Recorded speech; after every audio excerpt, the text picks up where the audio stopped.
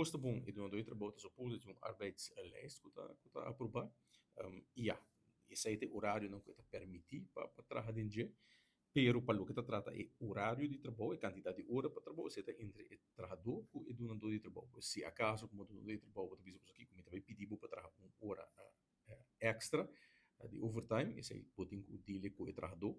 E vamos ter na conta também que o overtime, mas que é exceção, pois não está assim que estruturalmente você também cambia o horário de trabalhador. Mas sobre a trobe, partido não se acordar 8 horas para dia, 8 horas para dia, tal qual mesmo agora público né. Se tem caso na extraordinário temporário, você pode pedir de trabalhador para trabalhar overtime, mas não está assim, você pode cambiar unilateralmente o horário de trabalho bisa ser de 8 a 9 horas, mas a lei não está permitir isso aí. Sim, tem a lei está permitir para do na time back, pero tem duas condições marana na lei.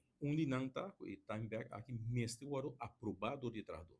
Então, como do de trabalho, você não pode bisa na lugar de pagar de placa, me também pagar de time back, e trabalhador mestre vai de acordo que sei, é prome condição que lei te põe e de duas condições tá, o time back mestre o do na mesmo porcentagem que o overtime de placa lo awardo pagar. Pois se bot me te pedir trabalhar hora me que donava e back de time back, se para hora é lo me mistura pagava 150% por exemplo, hora é me tinha donava hora e meia back de time back. Você não pode desviar de porcentagem de compensação.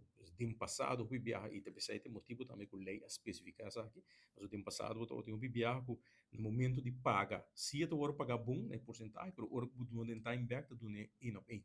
Então, isso aí não é possível. A lei especifica explicitamente que eu tenho que pagar ele na mesmo rate que o overtime eu vou pagar, eu tenho que dar na mesma rate que o overtime eu vou pagar, e a trobe é trabalhador mestre vai de acordo por escrito com isso aqui.